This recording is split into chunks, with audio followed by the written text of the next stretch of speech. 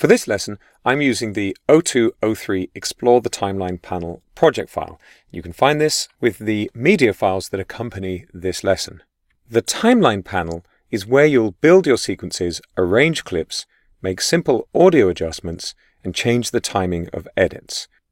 I've got a basic sequence here that has a long music clip, there it is.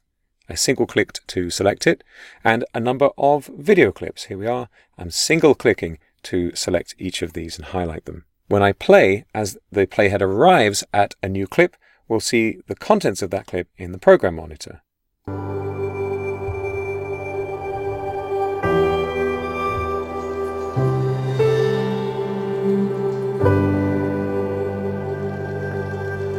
So constructing a sequence is largely placing clips one after another from left to right inside the timeline panel. You'll notice that we've got video tracks and audio tracks, and there's a line dividing them that you can click on and drag to change which part of the sequence you're looking at.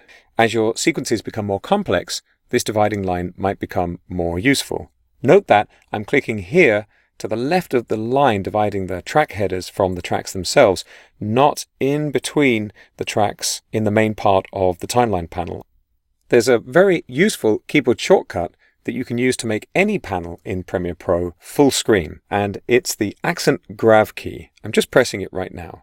Whichever panel your mouse cursor is over will go full screen, and you can press the button again to go back to the regular size. Now my cursor's over the project panel, full screen, and back again. The location of that key does vary, so you may have to search for it on your keyboard. Each video track in the timeline panel has a track output option. Here I'm just clicking the eyeball to turn off track output for video 1. And now I'll still get the music if I play, but none of the pictures. I'll just click that button to turn the track back on. You also have a mute option for audio tracks. If I click this M for mute track and play, I'm pressing the spacebar now. No audio. I'll turn that back off.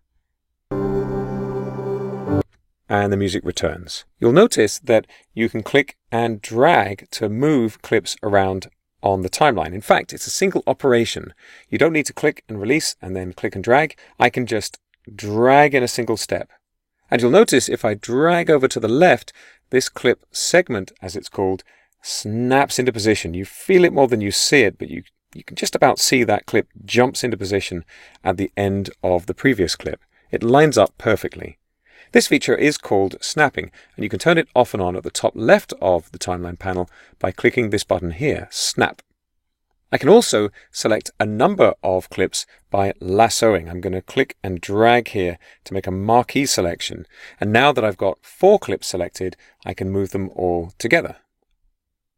Selection is important in Premiere Pro. And of course, you can tell which clips are selected because they're highlighted. Notice also that we have the option to resize these track headers quite a lot. Again, I'm clicking to the left of the line here where all of the controls are. I can make these waveforms really quite tall.